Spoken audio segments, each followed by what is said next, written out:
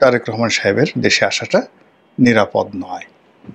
আমার তখন এটা মনে হয়েছে এবং আমার তখন ভয় হচ্ছিল আজকে এই গত 10 মাসে যা হয়েছে, তো এগুলো যে হবে, এরকম একটা পরিস্থিতি হবে, সেটা আমি প্রথম দিন থেকেই আতঙ্কিত ছিলাম এই বিষয় নিয়ে। এবং যখন সেই জুলাই মাসের 10 তারিখ 12 তারিখে আমি কিছু কথা বলা শুরু করলাম জামাত সম্পর্কে, বিএনপি সম্পর্কে, বিএনপির চাঁদাবাজি সম্পর্কে, তারপরে জামাতের কর্মকাণ্ড সম্পর্কে, তারপর ডক্টর মোহাম্মদ ইউনূসের কোনো ভবিষ্যৎ নেই, সে ভালো করতে পারবে না, একেবারে 3-4 দিনের মাথায়, উনি শপথ নেওয়ার 3-4 দিনের মাথায়, তখন যারা শান্তিপ্রিয় মানুষ তারা সবাই আমাকে অশান্তির একটা দূত হিসেবে মনে করলেন যে এই ভদ্রলোক সেই যাকে বলা হয় সব কিছুর মধ্যেই নেতিবাচক খুঁজে বেড়ায়।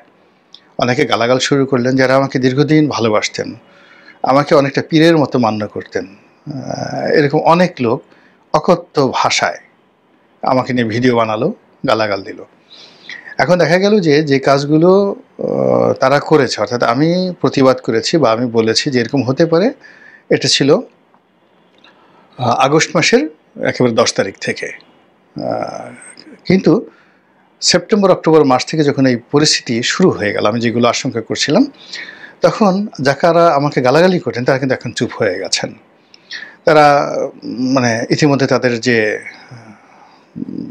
পক্ষ, সেই পক্ষ তারা অনেকে ত্যাগ করেছেন। যারা জামাতের ছিলেন তারা জামাতে নেই, যারা ডক্টর মোহাম্মদ ইউনূসের ছিলেন তারা ডক্টর মোহাম্মদ ইউনূসের নেই, যারা বিএনপির কট্টর সমর্থক ছিলেন সোশ্যাল মিডিয়াতে তারা বিএনপিকে এখন আর সমর্থন করছেন না। তো এই অবস্থাতে প্রায় প্রতিদিনই আনএক্সপেক্টেড, অপ্রত্যাশিত ঘটনা ঘটে যাচ্ছে। তো এখন যে সকল অপ্রত্যাশিত ঘটনা ঘটছে তার মধ্যে সবচাইতে যে বিপজ্জনক ঘটনা পুরো বাংলাদেশকে তটস্থ করে রেখেছে সেটা হলো বিএনপি, জামাত এবং এনসিপি, এই 3টি রাজনৈতিক শক্তি। তারা যে যেখানে পারছেন, যাদের শক্তি সামর্থ্য আছেন, তারা সেই জায়গাতে নিয়ন্ত্রণ প্রতিষ্ঠা করতে গিয়ে জনগণের উপর অত্যাচার করছেন অথবা নিজেরা মারামারি করছেন। যেমন দেখা গেল এনসিপির একটা গ্রুপ, জামাতের একটা গ্রুপ, বিএনপির একটা গ্রুপ প্রভাব বিস্তার করার চেষ্টা করছেন, তাদের কাউন্টার গ্রুপটা বাধা দেওয়ার চেষ্টা করছেন এবং এগুলো নিয়ে বহিষ্কার, মারামারি, হানাহানি, এমনকি খুন খারাপি পর্যন্ত ঘটে যাচ্ছে। জামাতের মতো বড় সংগঠনে বহিষ্কার, তারপরে জামাতের মতো বড় সংগঠনে দুর্নীতি, অনিয়ম, ঘুষ, চাঁদাবাজি, তারপর শেষে অন্য অনৈতিক নারী কেলেঙ্কারি থেকে শুরু করে অন্য যে বিষয়গুলো আসবে, এটা জামাতের যারা শীর্ষ নেতৃত্ব স্বপ্নেও কল্পনা করেননি। 2 নম্বর হলো যে বিএনপির মধ্যে ভাতৃঘাতী সংঘর্ষ, তারপরে দলীয় ক্রন্দল, এরপর চাঁদাবাজি, নিয়োগ, বদলি, দুর্নীতি, অনিয়ম, প্রভাব বিস্তার, টেন্ডারবাজি, যা কিছু হচ্ছে এর মানে হাজার না লাখ ভাগের 1 ভাগও বিএনপির যারা নেতৃত্ব তারা নিয়ন্ত্রণ করতে পারছেন না, যারা বিএনপির ভালো মানুষ। এখন কেন্দ্রীয় অফিস বলেন, বিভাগীয় নেতৃত্ব বলেন, উপজেলা নেতৃত্ব বলেন, কেউ পারছেন না। এখানে যে যার মতো করে চালাচ্ছেন এবং সবাই বলার চেষ্টা করছেন যে এখন তারেক রহমান সাহেবের যে উপস্থিতি, এটি বিএনপিকে নিয়ন্ত্রণ করার জন্য বা বিএনপিকে উজ্জীবিত করার জন্য বা বিএনপিকে শৃঙ্খলাবদ্ধ করার জন্য খুবই বেশি গুরুত্বপূর্ণ এবং এটা ছাড়া এই মুহূর্তে সম্ভব নয়। এবং ঘটনা তাই হলো যে যদি আপনি ইন্ডিভিজুয়াল বা ইন্ডিপেন্ডেন্ট তারেক রহমান সাহেবকে চিন্তা করেন, তার জীবনের ঝুঁকি, তারপরে তার প্রাণের ঝুঁকি, এটা সেই আগস্ট মাসে যেমন ছিল তার সাথে এখন আরও মারাত্মক আকার ধারণ করেছে, এটা সত্য। কিন্তু এই মুহূর্তে বাংলাদেশে তার যে প্রয়োজনীয়তা, সেটা আগস্ট মাসে তার যে প্রয়োজনীয়তা ছিল বাংলাদেশে তার চেয়ে কোটি কোটি গুণ বেড়ে গেছে। কাজেই তার জীবনের চাইতেও দেশের প্রয়োজনটা এই মুহূর্তে খুব বেশি হয়ে পড়েছে, বিশেষ করে তার দলকে নিয়ন্ত্রণ করার জন্য। এখন তিনি যদি বাংলাদেশে থাকতেন, তিনি যদি সারা বাংলাদেশ ভ্রমণ করতেন, জনগণের সঙ্গে কথা শুনতেন এবং তার দলের যে সকল মন্দ মানুষ, লাঠিয়াল বাহিনী, দুর্নীতিবাজ, তিনি যদি তাদেরকে শাসন করতে পারতেন, তাহলেই বিএনপির জন্য একটা ভালো সময় আগামীর আশা করা যেত। কিন্তু এখন যে অবস্থা চলছে, এই অবস্থা যদি মোটামুটি মাসখানিক চলতে থাকে, তখন জনাব তারেক রহমান সাহেবের ফিরে আসা, তার ইমেজ, কিংবা তাকে যেভাবে বলা হচ্ছে ভবিষ্যৎ প্রধানমন্ত্রী, দেশনায়ক, এসব তো একেবারেই অসম্ভব একটা বিষয়ে পরিণত হয়ে যাবে। অধিকান্ত বেগম খালেদা জিয়ার যে ভাবমূর্তি, এটাও ধরে রাখা যাবে না। বিএনপি যে সকল শীর্ষ নেতৃবৃন্দ, ধরেন 10-12 যারা আছেন, এই 10-12 জনের মধ্যে সেই 15 দিন আগে যারা কথা বলতেন, আপনি দেখবেন যে গয়েশ্বর বাবু চুপ হয়ে গেছেন, মির্জা আব্বাস চুপ হয়ে গেছেন, মির্জা ফখরুল সাহেব চুপ হয়ে গেছেন, তারপর আরও অনেকে, তাদের কোনো অ্যাক্টিভিটিস নেই। হাল আমলে সালাউদ্দিন সাহেব কথাবার্তা বলতেন, তিনিও গত 3-4 দিন ধরে তেমন কথাবার্তা তিনি বলছেন না। তাহলে কি হলো? কি হচ্ছে বিএনপির মধ্যে? কি হচ্ছে দেশের মধ্যে? ডক্টর মোহাম্মদ ইউনূস পুরো দেশটাকে ছেড়ে দিয়েছেন আল্লাহর মাল হিসেবে, কুল্লু খালাস। ফলে এই আল্লাহর মালে দেশে যে যেখান থেকে পারছেন চেয়ারে বসে সেই সর্বনাশ তিনি করে যাচ্ছেন। ঘটনাটা অনেকটা এরকম যে রোম যখন পড়ছিল, নীরো তখন বাঁশি বাজাচ্ছিল। তিনি এখন যমুনাতে বসে সংস্কার করছেন, তিনি যমুনাতে বসে ঐক্যমত্যের বৈঠক করছেন, তিনি যমুনাতে বসে চিন্তা করছেন যে ইংল্যান্ড থেকে তিনি যে একটা মহামূল্যবান পুরস্কার নিয়ে এলেন ব্রিটেনের রাজার কাছ থেকে, এরকম আরেকটি পুরস্কার ডোনাল্ড ট্রাম্পের কাছ থেকে কত দ্রুত আনা যায়। অ্যাটলিস্ট আর কিছু না হোক, তার বন্ধু মালয়েশিয়ার যে প্রধানমন্ত্রী আনোয়ার ইব্রাহিম, তার সঙ্গে কিছু একটা করা যায় কি না। এই কারণ হলো, উনি বিদেশে না গেলে, বিদেশি লোকদের সাথে ওনার উঠা বসা না হলে ওনার পেটের ভাত হজম হয় না এবং হবে না। ঠিক এরকম একটা অবস্থায় তিনি পুরো দেশটাকে আল্লাহর মাল রূপে ছেড়ে দিয়েছেন। আর এই সুযোগ নিয়ে আপনি এই ঢাকা শহর থেকে শুরু করে সারা বাংলাদেশ সূর্য ডোবার সঙ্গে সঙ্গে একটি ভয়াবহ ভূমিতে পরিণত হচ্ছে, রীতিমতো জঙ্গলে পরিণত হচ্ছে। মহাসড়কে ডাকাতি হচ্ছে এবং গ্রাম্য রাস্তা থেকে শুরু করে জেলা ডিস্ট্রিক্ট বোর্ডের যে রাস্তাগুলো রয়েছে, সেখানে গাছ ফেলে ডাকাতি করা হচ্ছে। ডাকাতির সঙ্গে সঙ্গে ঘুষ, দুর্নীতি, মামলা, এসব কিছু চলছে। আর এই যেহেতু ক্ষমতার যে বলয়, সেই বলয়টা এখন রাষ্ট্রের হাত থেকে আমজনতার হাতে চলে গেছে। আর আমজনতার হাতের মধ্যে যারা সবচেয়ে বেশি সংগঠিত, সেই বিএনপির হাতেই ক্ষমতার পরিচালন ব্যয়টা বেশি এবং বিএনপি সেই বদনাম হয়ে যাচ্ছে। আর এই বিএনপিকে নিয়ন্ত্রণ করা থেকে শুরু করে এটিকে সঠিক পথে পরিচালনা করা এবং দলটিকে একটা নির্বাচনের পথে নিয়ে আসা, এই কাজটি তারেক রহমান সাহেব ছাড়া আর কেউ করতে পারবেন না। এখন উনি লন্ডনে বসে বা দেশের বাইরে বসে যেভাবে শেখ হাসিনার জমানাতে জাস্ট দল চালিয়েছেন, সেটা ছিল কেবলমাত্র কমিটি গঠন, কমিটি ভাঙা, কাউকে নতুন পদ দেওয়া, পদবি দেওয়া এবং অনেক দিন পর 6 মাস 7 মাস পর একটা দলীয় প্রোগ্রাম করা এবং বছরে 15 বছরে হাইয়েস্ট সাকসেসফুল 15টি বৈঠক করা। আর সেই অনুষ্ঠানটি করার পরে, সমাবেশ করার পরে শেখ হাসিনার জমানাতে দলীয় নেতাকর্মীদের উপর যে জুলুম, অত্যাচার, মামলা মোকদ্দমা চলত, আবার 6 মাস কোনো খোঁজখবর নেই। এই 6 মাস দেখা গেল রুহুল কবির রিজভী সাহেব ওই অফিসে একা বসে থাকতেন, 4-5 জন লোক তার সাথে থাকতো।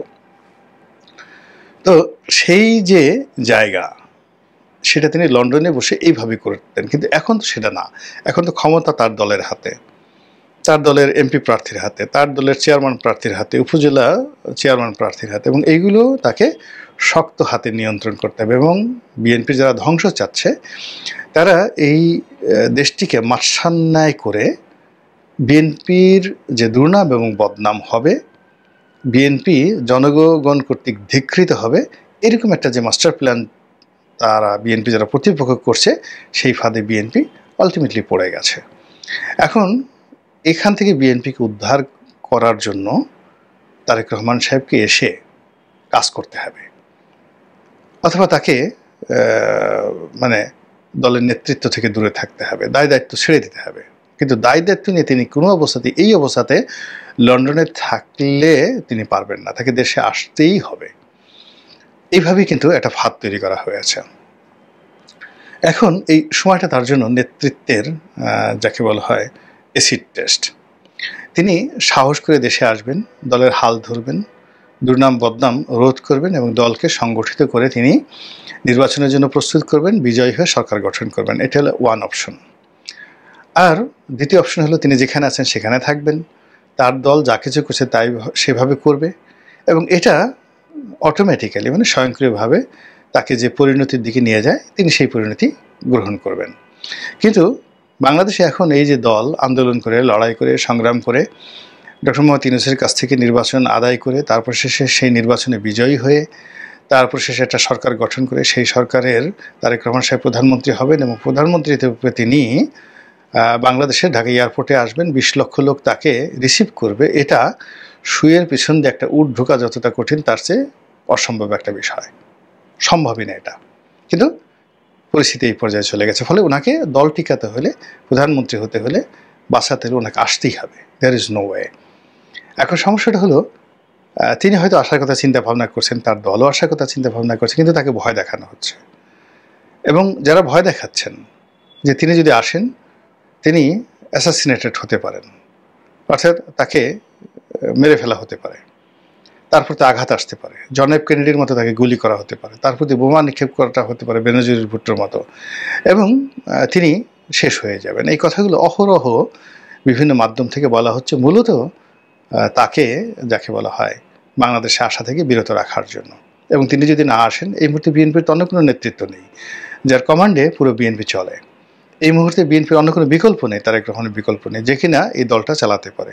ফলে এখানে একটা ভেস্তুদর্জিকার মাঝামাঝি না, একেবারে ডাইরেক্ট আপনাকে ফিনারে জাহান্নামা খালেদুন হতে হবে, জাহান্নামে চলে যেতে হবে, অথবা জান্নাতুত তাজরিম মিন তাহতিহাল আনহারু খালিদিনা ফিহা, অর্থাৎ এমন আমল করতে হবে যে আমলের ফলে আপনি এমন জান্নাতে প্রবেশ করবেন যেখানে মানে অনন্ত কাল আপনি আরামায়েশে থাকতে পারবেন। তো সেক্ষেত্রে এই বিএনপিকে নিয়েও ঠিক ওরকম অবস্থা, মাঝামাঝি কোনো জায়গা নেই, একেবারে পতন, আজীবনের জন্য নিন্দিত হয়ে ঘৃণিত হয়ে এই সমাজ থেকে তাকে চলে যেতে হবে, এই রাষ্ট্র থেকে তাদেরকে চলে যেতে হবে, অথবা এই রাষ্ট্রে তারা একটা নতুন ইতিহাস তৈরি করবে এবং এই ইতিহাসটা তারেক রহমান সাহেবের নেতৃত্বে হবে। এবং সেখানে তার ঝুঁকি থাকবে, ভয় থাকবে, তার প্রতি আক্রমণ থাকবে, এবং এটা মোকাবেলা করার মধ্যেই তো তার নেতৃত্ব। তিনি সেটা মোকাবেলা করতে পারলেই তার সাহসিকতা প্রমাণিত হবে। তিনি সেটা করতে পারলেই তিনি যে শহীদ প্রেসিডেন্ট জিয়াউর রহমান সাহেবের ছেলে, এটি উত্তরাধিকার সূত্রে তিনি পিতার যে লিগেসি, ঐতিহ্য, এটা তিনি ক্লেম করতে পারেন। আদারওয়াইজ এটা হবে না। এখন জিয়াউর রহমান সাহেবের বন্ধু তালিকার মধ্যে একজন দুর্নীতিবাদ ছিল না। জিয়াউর রহমানের বন্ধু তালিকার মধ্যে যারা তার ফ্রেন্ড ছিল, আত্মীয় স্বজন ছিল, কারো বিরুদ্ধে কোনো রকম অনৈতিক চরিত্রহীনতার যে লক্ষণ ছিল না। কোনো বোকা, অশিক্ষিত, বর্বর, গুন্ডা, মাস্তানের সঙ্গে জিয়াউর রহমানের কোনো দিন বন্ধুত্ব ছিল না। জিয়াউর রহমান সাহেব পরিমিত খেতেন, বিলাসিতা করতেন না, পরিমিতভাবে খরচ করতেন এবং পুরো তার চারিদিকটা তিনি নিয়ন্ত্রণ করতেন, ইনক্লুডিং তিনি যেভাবে তারেক রহমান সাহেবকে, যেভাবে আরাফাত রহমান কোকোকে, যেভাবে বেগম জিয়াকে তিনি শাসন করেছেন পরিবারের মুরব্বী রূপে। জিয়াউর রহমানের ছেলেকে যদি কন্ট্রোল করতে হয়, তাকে ঠিক সেম জিনিসটা করতে হবে। তার পরিবার ঠিক করতে হবে আগে, তার সার্কেলটাকে আগে বাদ দিতে হবে। যারা তাকে ব্যবহার করে হাওয়া ভবন গড়ে তুলেছিল, যারা তাকে মানে কেন্দ্র করে যে সকল দুর্নাম বদনামের মহা রেকর্ড তৈরি করেছিল 2001 থেকে 2006 পর্যন্ত, সেই লোকগুলো এই সময়টিতে বিএনপির অফিসের ধারের কাছে, বিএনপির কোনো কমিটিতে তারেক রহমান সাহেবের ধারের কাছে যদি থাকে, তাহলে তারেক রহমান সাহেবের কাঙ্ক্ষিত বিজয় আসবে না। তো এনিওয়ে, এখন এই যে তারেক রহমান সাহেবকে যে ভয় দেখানো হচ্ছে, এর মধ্যে কেবলমাত্র যে বিএনপি বিরোধী শক্তি আছে তা না, বিএনপির মধ্যেও একটা শক্তি আছে যারা চাচ্ছেন যে তারেক রহমান সাহেব না আসুক। কারণ তারেক রহমান সাহেব যদি আসেন, তাহলে তো মানে তিনি জনগণের মুখোমুখি হবেন, রিয়েলিটি বুঝতে পারবেন, এবং তাকে লোকলজ্জার ভয়ে হোক, গণসমর্থনের কারণে হোক, গণধিকৃত হওয়ার ভয়ে হোক, তাকে সত্যের পক্ষে কথা বলতে হবে। আর এই কথা বলতে গেলেই দুর্নীতিবাজ চাঁদাবাজদেররা গণপিটুনির শিকার হবেন এই মুহূর্তে। তারেক রহমান সাহেব যদি ধরেন একটা জেলার, উপজেলার বা একটা নির্বাচনী এলাকার, ধরেন আমার কথাই, আমার নিজেকে দিয়েই বলি, আমি যদি অন্যায় করে থাকি, তো আমার নির্বাচনী এলাকায় তিনি যদি ঘোষণা করে দিলেন যে গোলাম মোল্লা রনির সাথে আমার কোনো সম্পর্ক নেই, বিএনপির নাম নিয়ে যদি গোলাম মোল্লা রনি সেখানে যায়, কোনো কিছু করে, রনি এবং তার আত্মীয় স্বজন ঠ্যাং ভেঙে দেবেন, যেটা শেখ হাসিনা করতেন। তো আমার ঠ্যাং ভাঙতে তো জনগণের 1 মিনিট সময় লাগবে না। তারেক রহমান একটা হুকুম, এটা লন্ডনে বসে হবে না। তিনি যদি পটুয়াখালী সার্কিট হাউসে গিয়ে বা গলাচিপাতে গিয়ে বৈঠক করে যদি বলেন গোলাম মোল্লা রনির সাথে আমার কোনো সম্পর্ক নেই। আমি জানতে পেরেছি যে এই গত 6-7 মাসে সে গলাচিপাতে দুর্নীতি করেছে, 10 মিনিটের দুর্নীতি করেছে, অন্যায় করেছে, যেটার সঙ্গে বিএনপি একমত না, সে আমার মান সম্মান ডুবিয়েছে। আমি তার নাম তাকে দেখতে চাই না। 1 ঘন্টার মধ্যে আমার বাড়িতে বিএনপির নেতাকর্মীরা আগুন লাগাই দেবে, 1 ঘন্টার মধ্যে। তো এই যে সুযোগটি তার আছে, এবং তিনি এখন 64, তার বাবা যে কাজটি করেছেন, তিনি 64 জেলা যদি ভ্রমণ করতে চান, তিনি হেলিকপ্টার, এখন লেদুকেদু ধলা হেলিকপ্টারে ঘুরে বেড়াচ্ছে, তা নিয়ে যদি একটা 30 কোটি টাকাতে একটা হেলিকপ্টার কিনে ডেইলি 5টা জেলায় ভ্রমণ করেন, 64টা জেলা ভ্রমণ করতে কতদিন লাগে? তিনি যে সামনের সময় আছে, তিনি যদি 460টি উপজেলাতে যান হেলিকপ্টারে করে, ডেইলি সে মানে আপনি 10টা করে উপজেলাতে তিনি ভ্রমণ করতে পারবেন, মোর দ্যান দ্যাট, আরও বেশি করতে পারবেন। অর্থাৎ একটা জেলার মধ্যে গিয়ে যে কটা উপজেলা আছে, একটা জেলা একদিনে তিনি কভার করতে পারবেন। প্রত্যেকটা উপজেলাতে তিনি যাবেন এবং সেখানে গিয়ে বৈঠক করবেন, লক্ষ লক্ষ লোকের সমাবেশ। কে তাকে মারতে আসবে? কে তাকে খুন করতে আসবে? এটা তো পাকিস্তান না। কিন্তু যারা তাকে বলছে যে আসলে বেনজির ভুট্টোর পদে ঘটবে, এখানে হুজি আছে, ওখানে অমুক আছে, জঙ্গি সংগঠন আছে, আমেরিকা চাচ্ছে না, ভারত চাচ্ছে না, মানে it's absolutely bogus thing, absolutely bogus thing. কিন্তু বিএনপিকে যদি বাঁচাতে হয় এই মুহূর্তে, এবং তারেক রহমান সাহেবকে যদি জনগণের মধ্যে বেঁচে থাকতে হয় দেশনায়ক হিসেবে, সেক্ষেত্রে তাকে দেশে অবশ্যই এই মুহূর্তে আসতে হবে, আদারওয়াইজ তিনি রাজনীতি থেকে হারিয়ে যাবেন। আল্লাহ আমাদের সবাইকে হেদায়েত দান করুন। আসসালামু আলাইকুম রহমতুল্লাহি ওয়া বারাকাতুহু।